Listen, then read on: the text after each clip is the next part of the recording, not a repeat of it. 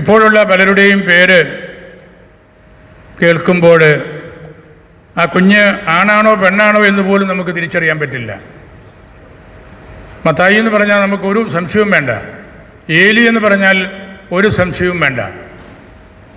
പക്ഷേ അല്ലാത്ത പേരുകളെല്ലാം വരുമ്പോൾ നമ്മളൊരു വിശുദ്ധമായ പൈതൃകം വെറുതെ തമാശന് കളയുകയാണ്. രണ്ടക്ഷരത്തിലുള്ള പേര് വേണം, എത്ര കുട്ടികളുണ്ടായെങ്കിലും രണ്ടക്ഷരത്തിലുള്ള പേര് വേണം.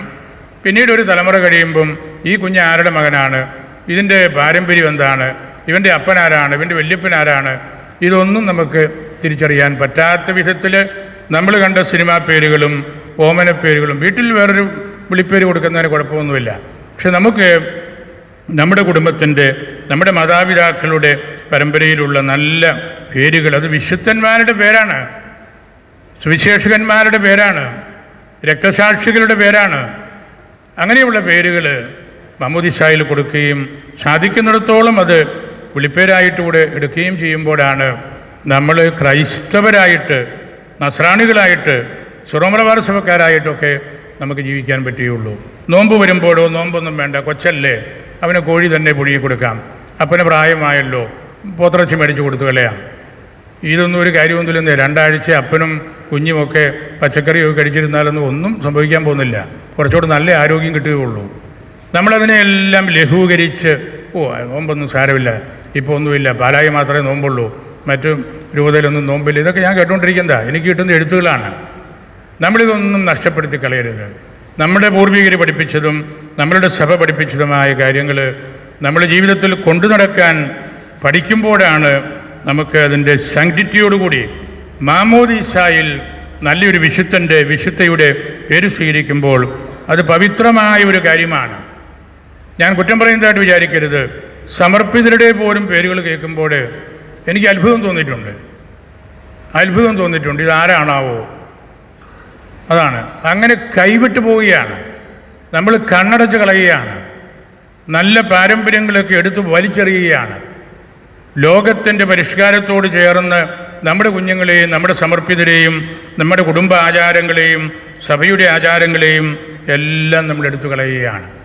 അതുകൊണ്ട് നമ്മൾ വളരെ ശ്രദ്ധിക്കണം. ഈ സമൂഹം നിലനിൽക്കണം, ഇതിൻ്റെ സ്വത്വം നഷ്ടപ്പെടുത്തരുത്. നോമ്പിനും പ്രാർത്ഥനയ്ക്കും ഉപവാസത്തിനും വിശുദ്ധരോടുള്ള വണക്കത്തിനുമൊക്കെ കൂടുതൽ മുൻഗണന കൊടുത്ത ഒരു സമൂഹമാണ് നമ്മുടേത്.